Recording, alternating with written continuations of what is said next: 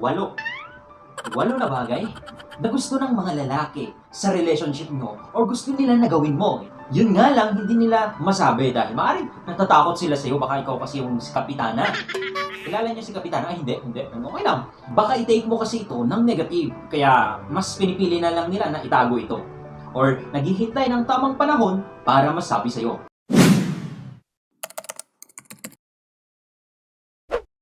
Number 1. Pasok, Panda. To continue your passion throughout our relationship, kuya. Narinig nyo naman si Panda. Gusto namin na ipagpatuloy nyo lang na gawin ang mga bagay na gusto nyo gawin. Yung mga talent nyo, yung passion nyo, yung mga ikasasaya nyo din.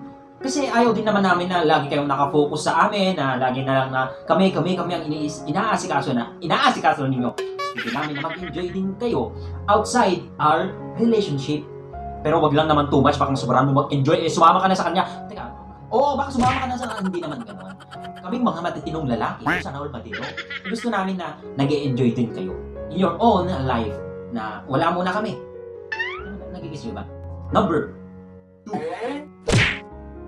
Pasok na, tagal naman. Di wow. Spend more time with your friends, kuya. To spend more time sa mga kaibigan mo.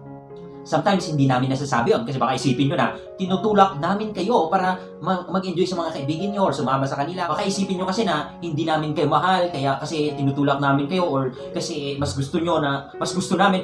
Ang gulo. Okay, sige, kalma. Ganito kasi. Baka isipin nyo na kaming mga lalaki ay hindi namin kayo mahal dahil sa sinabi namin or gusto namin na i-spend nyo din yung oras nyo sa mga kaibigan nyo.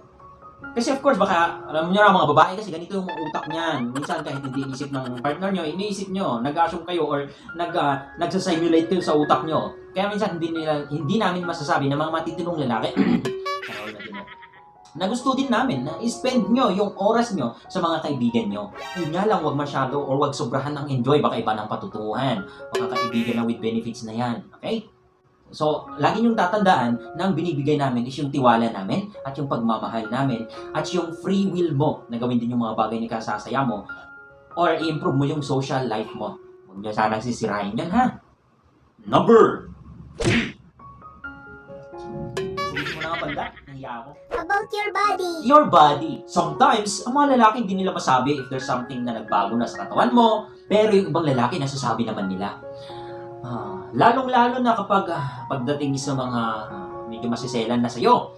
Like, medyo masyado nang magubat yung kuweba mo. Sometimes, yung ibang lalaki hindi nila masabi.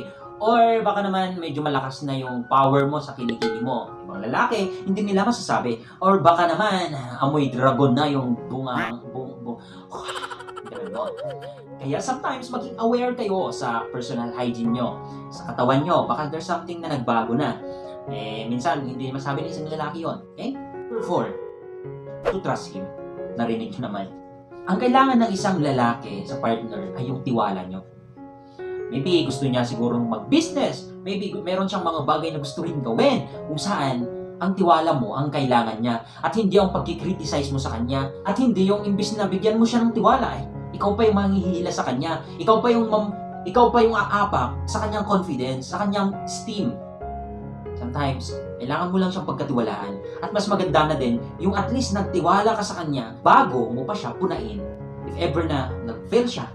Kaysa naman yung puro ka duda sa kakayahan niya, puro ka against sa kanya, wala kang tiwala sa kanya, don't expect na mas lalo kang mamahalin din. Don't expect na mas lalo kang pagkakatiwalaan din or ire-respeto din. Always remember na gusto ng isang lalaki na pagkatiwalaan mo din siya. Sa mga bagay na gusto niya, pakialam ko anong alam ko sa mga bagay. Alam mo yon, partner mo siya. Number 5, acceptance of his help. Alam nyo ba, na nature ng lalaki ang i-provide at i-protect ang mga minamahal niya sa buhay. Nasa instinct na ng lalaki yon. Dinesign na ni God na ganun ang lalaki. So, kapag dinenay mo or kapag hindi mo inaccept yung help niya, yung desire niya na i-provide at i-protect ka, masasaktan yan. Inaapakan mo siya. Feeling niya hindi mo nire-respeto. And in fact, dinidisrespect mo nga siya. Kaya, ipayo ko sa'yo na i-accept mo kung ano man yung itulong niya sa'yo kasi alam kong galing sa puso niya yan. Except naman, kapag sabihin na natin na medyo medyo matandang binata, tapos laging nagbibigay sa'yo ng especially money, kung ano-anong ino-offer sa'yo. Uy, wag kang tanggap ng tanggap. Okay? Baka mamaya, may iba ng kapalit. Baka mamaya, iba ng gusto. Gusto ko i-point out muna dito sa mga mag-asawa. Okay? Ibang usapan kapag boyfriend na. Kasi sometimes, hindi ito applicable. Yung receive ka ng receive ng kung anong binibigay niya, yun pala, may something na behind the table na gusto niya din sa'yo. May kapalit. Okay? Sa mga mag-asawa ko. Number 6. Pasok ang Let him lead, kuya.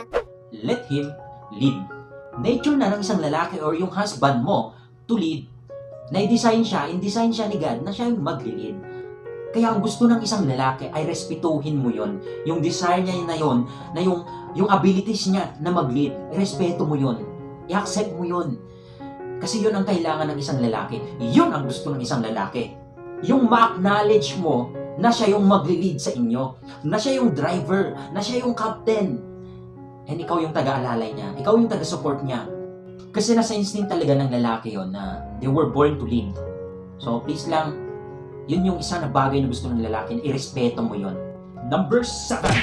Wait, number 5 to 7. Pasok kanta. Your love and appreciation, kuya. Your love and appreciation. Alam mo ba, na ang nagmo-motivate sa isang lalaki para mas lalo siyang magpursigido sa kanyang trabaho, sa kanyang ginagawa, sa kanyang pangarap, para sa inyo ay ang pagmamahal at appreciation mo. Gusto nila na maramdaman yung pagmamahal mo, lalong-lalo na yung appreciation mo, yung ma-acknowledge mo, yung makita mo kung gaano siya magpursigido, kung gaano yung effort, yung pagod, yung pawis na binubuhos niya in order para provide niya yung kailangan nyo, para may protect kayo, para magampanan niya yung responsibilities niya bilang isang leader, bilang isang captain. You need to acknowledge that. You need to appreciate. Kailangan mo makita yon at hindi lang panay sa utak mo kundi sabihin mo mismo sa kanya kasi gusto niya rin na marinig ang mga bagay na yon. Diyan siya mas lalong namomotivate. Diyan siya mas lalong nagpupursigido. Yun yung isang kailangan at gusto ng isang lalaki. Tandaan mo yan. Sometimes hindi nila masabi. Of course naman, lalo sabihin nila, oy, appreciate mo naman ako. Kaya appreciate mo. Ilan yung lalaki na ganoon. Kasi karamihan sa mga lalaki medyo tahimik talaga. And number 8. Last but not the least, at ang pinaka-importante sa lahat. Matulog ka na, panda. Ako na. Good night. Good night, kuya. Sweet dreams. Thank you, kuya. Come on, sweet. Good night. Your respect. Respetuhin mo siya. Alam mo ba? And it's a facts. Facts ba to? With S ba yung facts or fact na lang? Fact. Ang pangit. Ito ang katotohanan. Ang mga babae, they more value the love. Wait, ang hirap mag-English. Paano kaya English to? Okay, ganito na lang. Ang wife, usapang mag-isawa to Ang wife, they more value about the love na pinapakita or pinaparamdam ng isang lalaki. Samantalang, in the other hand, ang lalaki, they more value about the respect na binibigay ng isang babae or yung kanilang wife. And yung ang katotohanan, mas matimbang ang respeto or mas binabalyo nila ang respeto na binibigay nyo. Samantalang kayo, mas binabalyo nyo yung love na binibigay namin sa inyo. Ngayon, dito nagkakatalo-talo at ito ang dahilan kung bakit paulit-ulit na lang na nag-aaway kayo sa mga issues na kung saan hindi na fix at paulit-ulit na lang halos araw-araw na napaka-toxic, napaka-dahilan kung bakit napakalungkot, napaka-unhappy, napaka-unhealthy ang relationship nyo, hindi nyo na-enjoy halos araw-araw ng buhay nyo dahil sa mga issues na hindi na fix at dahil sa hindi nyo alam kung paano i-handle ang love and respect. Ganito kasing nangyari. Sometimes, ang isang lalaki hindi niya sinasadya na ipakita sa'yo na hindi ka niya mahal. Okay? Sometimes masaktan ka. Ngayon, ikaw naman of course nasaktan ka. And sabi mo naman, ay hindi pwede. Bakit ko naman siya re-respetuhin? Hindi nga niya ako minamahal. Dapat i-earn niya yung respeto ko sa kanya sa pamamagitan niyang paramdam yung pagmamahal niya sa akin. Ngayon, of course, sa mga salita mo, sa mga action mo, pinapakita mo yun. Of course, pagdating naman sa kanya, bakit ko naman mamahalin? Hindi naman siya kamahal-mahal. Hindi nga niya ako nire-respeto Wala nga siyang respeto sa akin, mamahalin ko pa kaya? Sa situation na yan, nagkakaroon ng mga banggaan, kaya hindi kayo nag-enjoy. Kasi hindi mo siya nire-respeto, kasi hindi siya ka-respeto, at hindi ka din niya minamahal, kasi hindi ka kamahal-mahal. And ito ang lagi niyong tatandaan, sa mga mag-asawa lang to, ibang usapan pag mag-jowa, boyfriend o girlfriend mo lang yan. Girlfriend lang yan, boyfriend lang yan, iba yung mag-asawa. Always remember that love is unconditional. Times, darating sa punto ng buhay mag-asawa niya na hindi siya kamahal-mahal, pero kailangan mo siyang mahalin. Hindi siya ka-respeto, pero kailangan mo siyang respetuhin para maputol yung mga pag-aaway niyo na yon. Trust me.